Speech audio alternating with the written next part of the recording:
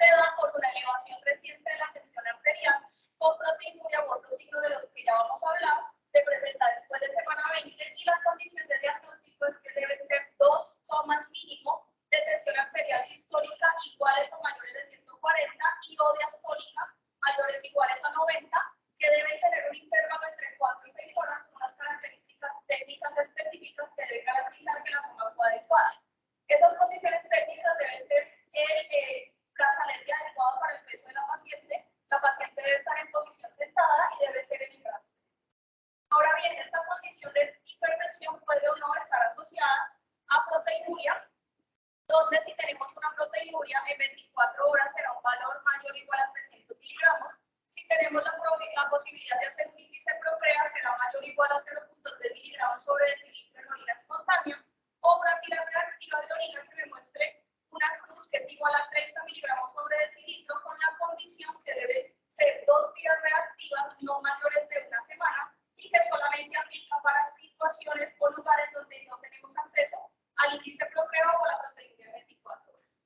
Y yo puedo tener una cita tensional elevada, es decir, un contexto de preeclampsia en ausencia de proteinuria cuando esa cifra se asocia a criterios de severidad como son la trombocitopenia, la elevación de transaminasas, la falla renal, el edema pulmonar, los síntomas premonitorios o cifras que lleguen a tener un rango de crisis hipertensiva.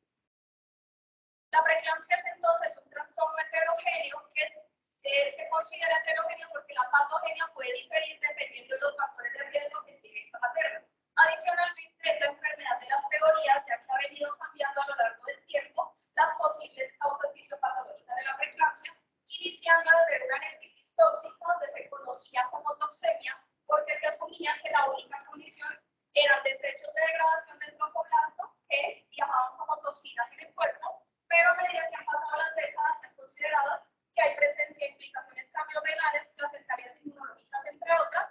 y la necesidad de poder conocer estas condiciones fisiopatológicas radica en permitirnos comprender la enfermedad y asimismo tener un diagnóstico óptimo, un tratamiento oportuno con el fin de disminuir los desenlaces de Madrid. Epidemiológicamente hablando, tenemos que a medida que ha pasado el tiempo hay un aumento en la incidencia de los trastornos hipertensivos en general. Para el año 1994 la tasa de trastornos hipertensivos era de 57.3 por cada 1000 ingresos a parto y tuvo un ascenso para el año 2013 a 86.5 por cada 1000 ingresos de parto. La preeclampsia específicamente afecta del 2 al 8% de los embarazos a nivel mundial, con una gran carga de mortalidad materno-fetal que contribuye a altas cargas de prematuridad, a riesgos cardiovasculares a corto y a largo plazo para la materna y esto directamente asociado con el costo elevado de salud. Sin embargo, aproximadamente el 75% de los casos de preeclampsia son preeclamsias leves que se presentan generalmente cercano al término o en el momento del parto, que tienen un desenlace que no es tan severo, pero que igual no podemos discriminar. Frente a los factores de riesgo, este es un trabajo de los últimos metaanálisis que revisan los factores de riesgo, metaanálisis reportado en el año 2016, donde lo clasifican como los de alto riesgo y otro riesgo, y donde tenemos que la preeclampsia previa, que aumenta la probabilidad de tener una nueva preeclampsia en 8.4 veces, es el criterio de mayor riesgo para yo desarrollar preeclampsia. Tenemos condiciones metabólicas y cardiovasculares como la hipertensión crónica, donde me aumenta el riesgo en 5.1 veces, la diabetes pregestacional en 3.7 veces, las gestaciones múltiples 2.9 veces, la obesidad en 2.8 veces y las condiciones de trombofilas como el síndrome de anticuerpos antifosfolípidos que me aumenta la probabilidad de la preeclampsia en 2.8 veces. Los demás riesgos asociados son las condiciones inmunológicas como el lupus eritematoso sistémico, el antecedente del morfinato en una gestación previa donde me aumenta el riesgo de preeclampsia en 2.4 veces, el sobrepeso, la coliparidad, una producción previa que aumenta el riesgo el doble de presentar preeclampsia, condiciones crónicas de enfermedad renal, terapias de reproducción asistida donde me aumenta el riesgo 1.8 veces, que quizás es muy significativo, pero son condiciones que pasamos por alto, y la edad materna avanzada. Sin embargo, hay otros trabajos que muestran que la edad materna avanzada, dependiendo de la asociación con la paridad de la paciente, puede o no ser un riesgo mayor, es decir, una edad materna mayor de 40 años en mujeres nulíparas me aumenta la probabilidad de preeclampsia en 1.68 veces, versus multíparas en 1.96 veces. En cuanto a los subtipos de preeclampsia, pues primero tener en cuenta que determinar los subtipos me va a permitir conocer cuál es esa variabilidad epidemiológica que tiene la condición sobre cuándo se presenta, qué características tiene, qué impactos fisiopatológicos y anatómicos tiene, así conocer la enfermedad y poder actuar. Entonces nos va a permitir conocer diferencias en la mortalidad materno-perinatal a corto o a largo plazo. Hay dos subtipos grandes de preeclampsia que se asocian con la gestacional y con la severidad, donde el punto de corte que tenemos es la semana 34, donde menos de semana 34 se considera una preeclampsia temprana o placentaria y más de semana 34 una preeclampsia tardía o materna. El conocer esto nos permite saber cuál va a ser esa carga de riesgo de morbimortalidad a futuro, donde tener una preeclampsia de inicio tardío tiene menor prevalencia de resultados adversos versus una preeclampsia temprana. Ya entrando en las teorías fisiopatológicas, vamos a hablar de la placentación a la adaptación materna. Tenemos inicialmente que saber que la preeclampsia temprana y la tardía tienen diferencias en la función cardiovascular materna cuando la enfermedad está en fase latente. La preeclampsia temprana es más agresiva, deterioro más rápido, se ajusta con restricción de crecimiento fetal, mientras que la preeclampsia tardía se asocia frecuentemente a condiciones basales, fenotípicas de la madre, principalmente asociadas a síndrome metabólico. Son condiciones que pueden estar superpuestas una sobre la otra. Para recordar un poco de fisiología, sabemos que debe haber una migración del tromboblasto. Esta migración del tromboblasto va a permitir que las arterias espirales, que son la rama final de la arteria uterina en el endometrio, tengan un cambio conformacional. Ese cambio conformacional se va a extender hasta el tercio distal de la arteria radial, que es una de las ramas de la arteria uterina en el miometrio, donde se pierde la túnica media de ese vaso, permitiendo que ese vaso se vuelva un vaso de capacitancia y un vaso de resistencia como lo es habitualmente. Es decir, que el cambio conformacional empieza en las arterias espirales, pero puede llegar hasta las arterias radiales.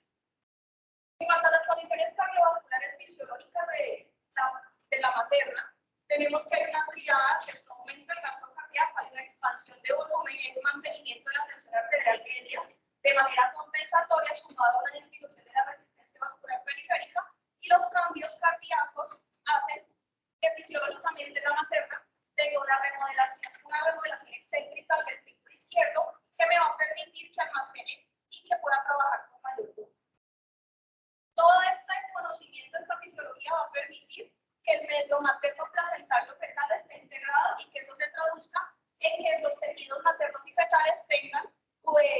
la capacidad de poder suplir sus necesidades, tanto del feto como de la madre, asegurar la supervivencia y la adaptación a las demandas del embarazo a medida que la gestación lo tiene. Históricamente, ¿qué ha sucedido? La preeclampsia se conoce desde los años 1800, hay demasiada literatura sobre eso, sin embargo, desde los años 90 empiezan a aparecer la importancia y el peso de las teorías fisiopatológicas. Tenemos que para el año 1991 se hablaba de que la preeclampsia tenía dos etapas. ¿Sí? La etapa 1, que era la etapa preclínica, que se asociaba para esa época y generalmente se sigue asociando a un desarrollo anormal de la circulación intraplacentaria por un defecto en la placentación, es decir, en la migración del tromboblasto. Esto sucede generalmente en la primera mitad de la gestación. Y la etapa 2, que es la etapa clínica, donde ya estoy en una hipoxia placentaria y donde ya se manifiesta la enfermedad como tal, con toda la hipertensión proteínica y las demás disfunciones endoteliales que ya. Para el año 1999 se empieza a pensar que hay una preeclampsia placentaria, una preeclampsia materna, donde empiezan a involucrarse mecanismos inmunológicos y mecanismos inflamatorios y condiciones propias de la madre, ¿sí? Donde para la preeclampsia placentaria yo tengo una alteración per se de la placenta, mientras que para la preeclampsia materna tengo una placenta que es normal, pero con signos de hipoxia asociados a los cambios inflamatorios que van siendo progresivos a medida que avanza la vida. Para el año 2014 aparece la preeclampsia como una consecuencia de múltiples etapas, donde finalmente lo que hacen es categorizar paso a paso lo que sucede. Tenemos que yo puedo partir de una condición de una mala adaptación, de una mala placentación, una condición crónica materna, o puedo tener un mix de ambos. Finalmente esto se da a una pobre placentación, una disfunción inflamatoria, una disfunción cardiovascular, donde puedo tener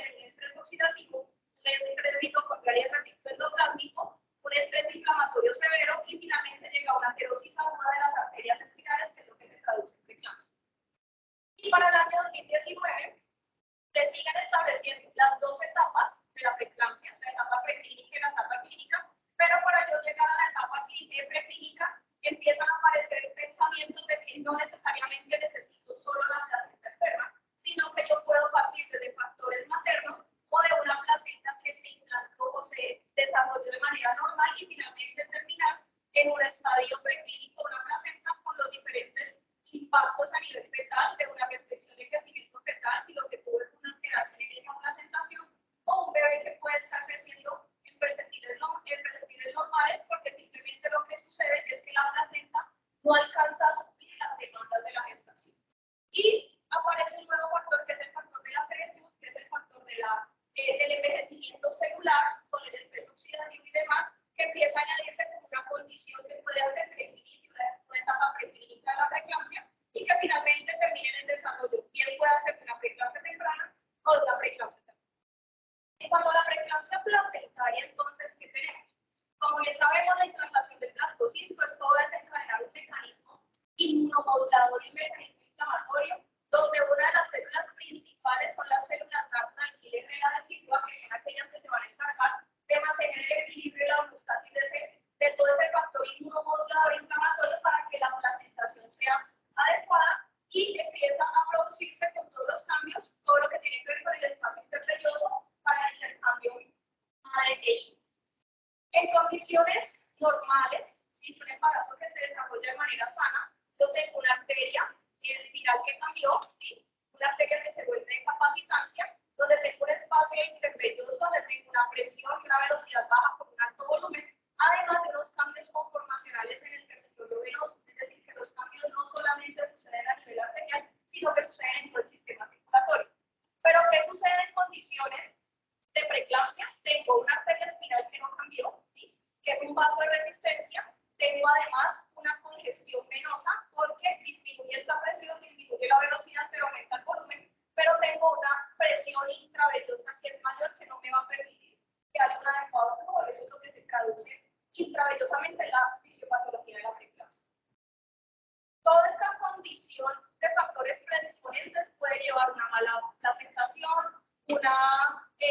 como los factores, un tema inflamatorio que se traduce en una hipoxia placentaria severa, en una isquemia placentaria, además con un desequilibrio en los factores inflamatorios y en los factores angiogénicos, con disminución de la interleuquina 10, que es una de las interleuquinas principales, junto con las células natural killer de la decidua, que me van a permitir mantener ese equilibrio inflamatorio, y posteriormente toda la disfunción endotelial en los diferentes órganos, como ya lo conocimos. ¿Qué sucede entonces? Hay una alteración del sistema inmunológico, hay una desregulación de las células natural killer de la decidua, hay un cambio en la conformación y la función de los macrófagos que hacen que no haya una buena degradación celular, que se acumulen residuos y eso se traduce en efectos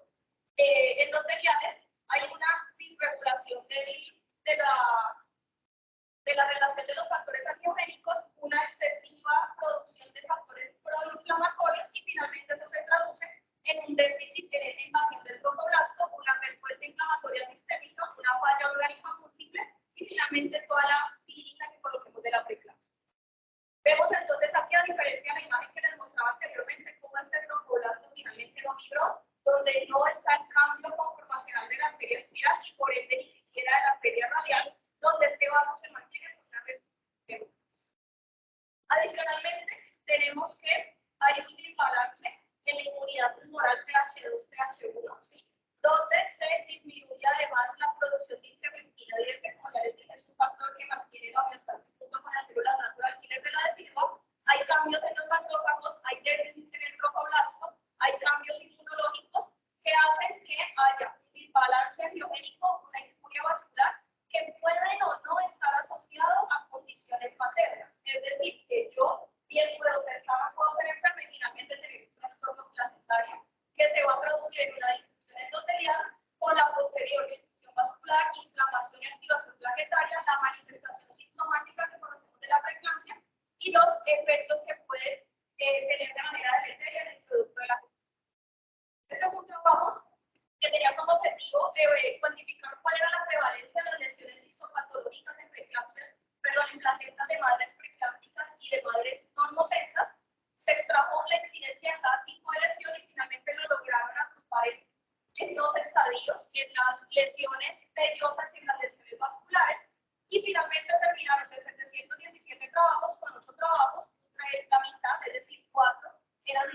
ciegos y la otra mitad no tenían cegamiento. ¿Qué logran identificar ellos? Cuando hablan de las lesiones vellosas, perdón que no se ve muy bien, de las lesiones vellosas tenemos que la prevalencia de preeclampsia en relación a la identificación de estas lesiones no hay diferencia frente a si el estudio fue ciego o no fue ciego. Sin embargo, algo que nos llamó la atención es que la prevalencia de preeclampsia es alta, es decir, los pacientes tienen hallazgos histopatológicos alterados, pero la población control, que se supone eran madres sanas, también tenían hallazgos histopatológicos alterados que eran compatibles con las pacientes que habían tenido preeclampsia. Es decir, que son pacientes sanas, pero realmente esa placenta no es tan sana como esperaría. Y cuando evaluaron el riesgo entonces de tener ese trastorno hipertensivo con esos hallazgos, logran identificar que el riesgo para los estudios en total es de 5.79 veces la probabilidad de que si yo tengo preeclampsia me encuentre una lesión vellosa en esa placenta. Cuando lo ajustan por edad gestacional, ese riesgo es de 6.86 veces con la prevalencia en preeclampsia tardía de lesiones vellosas de un 24.7%. Cuando miran las lesiones vasculares, no es muy diferente a lo que ya mencionamos. Son placentas, digamos, más sanas en la población general, pero sigue habiendo una probabilidad de encontrar lesiones histopatológicas en las madres no preeclámpticas, con riesgo para el total de los estudios de 14 veces la probabilidad de yo encontrar una lesión vascular en las placentas de estas madres preeclámpticas.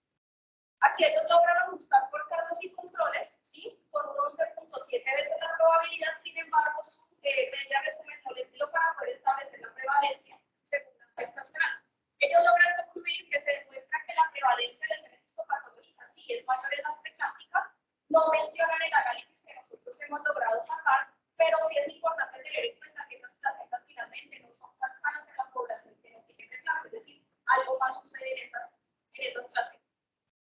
Cuanto a el por qué sale la idea de una preeclampsia materna, es decir, por qué se considera que no solamente es la placenta, es porque se asumía que si era un trastorno placentario, se curaba al nacer, pero empezó a aparecerle la incógnita y el interrogante de por qué si yo ya me curé en el nacimiento anterior de mi preeclampsia, por qué en el próximo embarazo me va a dar preeclampsia o por qué tengo la probabilidad de que me dé desenlace cardiovascular. Además, tenemos el conocimiento que el embarazo es una prueba de esfuerzo que, para el caso de mujeres que tengan una condición per se defectuosa, va a ser un proceso que me desenmascare una reserva cardiovascular deficiente y disfuncional. Vemos entonces cómo el comportamiento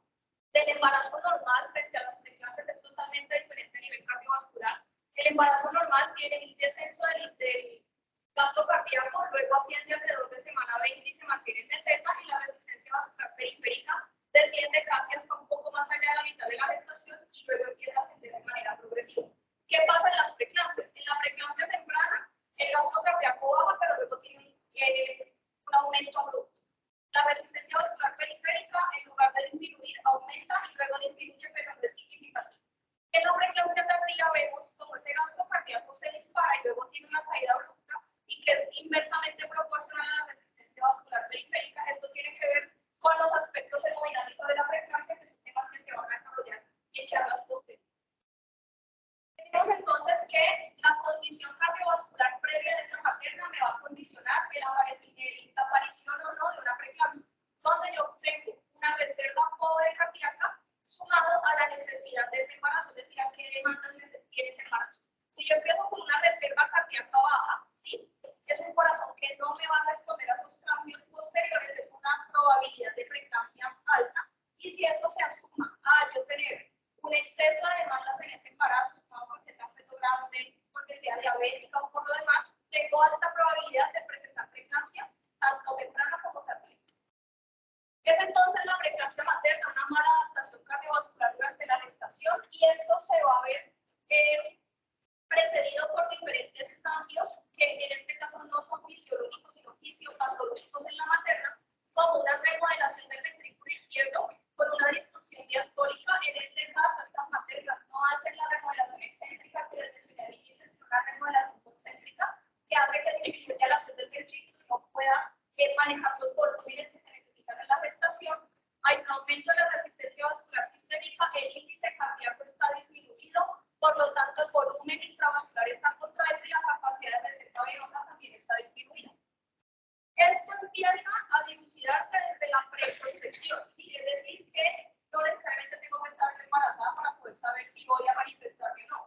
El hecho de yo tener desbalance en mi sistema cardiovascular desde antes de embarazarme se va a traducir en la probabilidad de una preeclampsia temprana, en finalmente hacer una disfunción general del sistema y en la probabilidad de tener un trastorno hipertensivo en el porvenir. Las que tienen que ver también con el equilibrio entre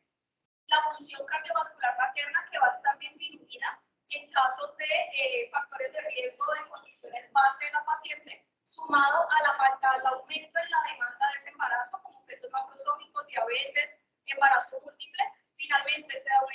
hipoperfusión placentaria, una pobre suplencia de esas demandas de la gestación que se traduce. Trabajo que evaluaba las diferencias entre el perfil cardiovascular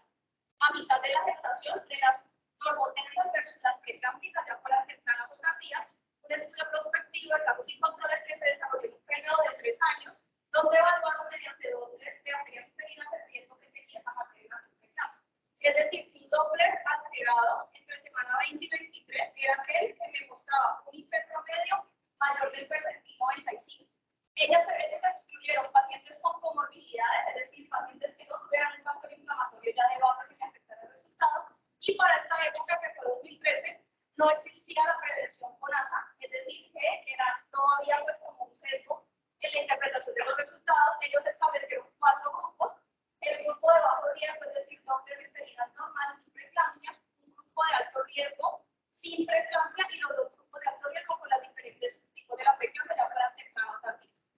¿Qué lo que queremos identificar aquí? Que la preeclampsia temprana, ¿sí? Aquel grupo se asoció con una edad materna menor, eran principalmente afrocaribeñas y con un índice de masa corporal que era mayor en comparación con los grupos. Además, en las consideraciones cardíacas vemos que la tensión arterial media de ese grupo de madres con preeclampsia temprana era mayor versus los demás grupos, el índice cardíaco era menor versus los demás, el diámetro del grosor de la fibra del ventrículo izquierdo era significativamente mayor en comparación con los demás grupos, y esto sumado al hecho de tener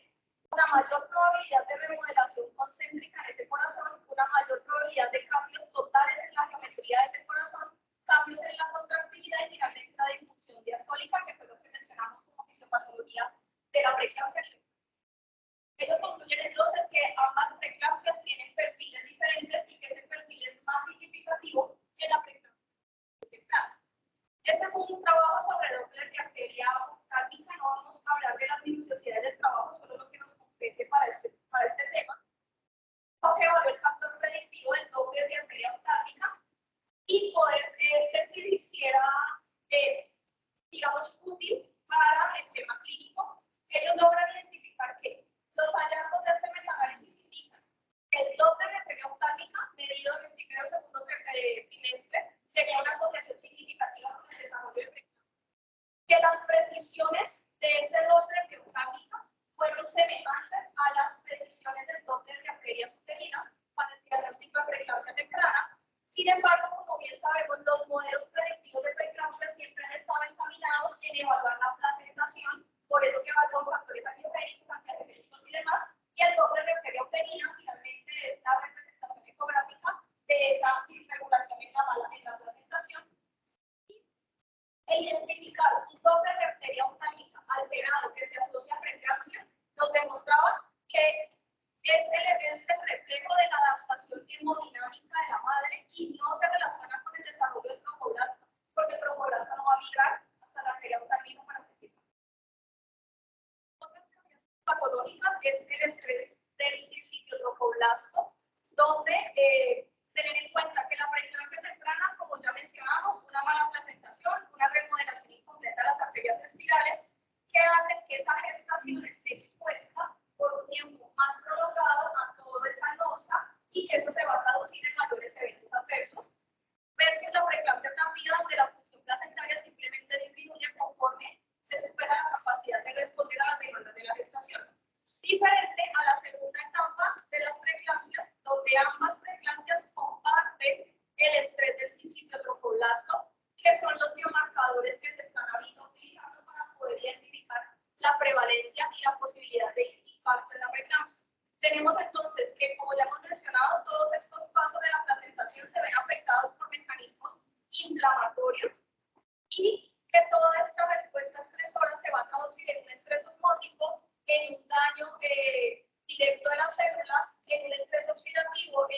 asocia en cambios metabólicos inflamatorios, incluso en daños del ADN, donde es un ADN que no se puede regular, que no se puede,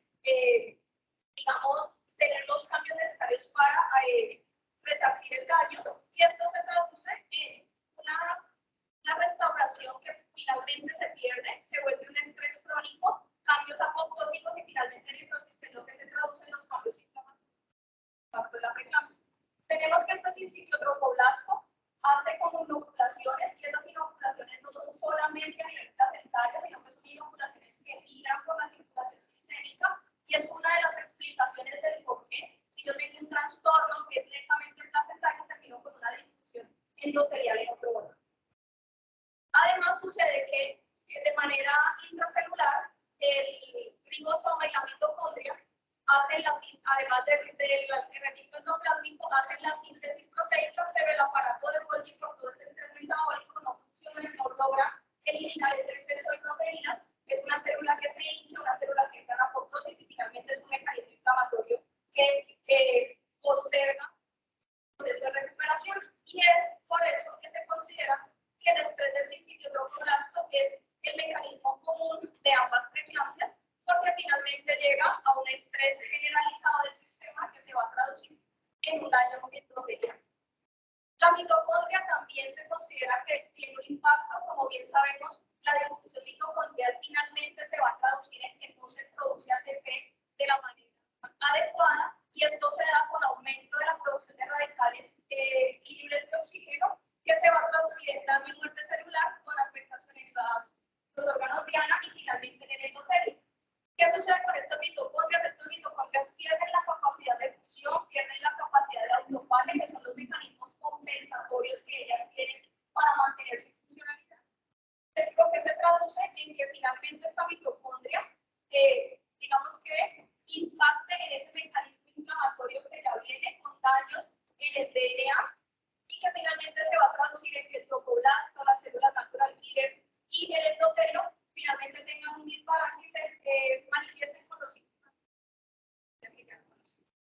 A manera de conclusiones, no les traigo textos, sino finalmente la interpretación gráfica de todo lo que hemos hablado. Entonces tenemos que yo tengo diferentes factores de riesgo, que pueden ser adquiridos, pueden ser genéticos, pueden ser inmunológicos, pero de diferentes tipos. Cambios en la placentación y un desbalance en ese cambio conformacional de la arteria espiral, eso se traduce en una disminución de la perfusión uteroplacentaria, en una hipoxia placentaria con cambios en el eje renina-angiotensina-aldosterona, el desbalance inmunológico con disminución de la hemoxigenasa con estrés del retículo endoplásmico, con disfunción mitocondrial, aumento de los factores antiangiogénicos, disminución de los angiogénicos, disminución del óxido nítrico y la prostaciclina, aumento de la endotelina y finalmente un efecto directo en la angiogénesis y en la disfunción endotelial, que se va a traducir al efecto en cada uno de los órganos, que son los que evaluamos día con día en la preeclampsia. Y como entonces desde los factores genéticos, desde los factores ambientales y maternos,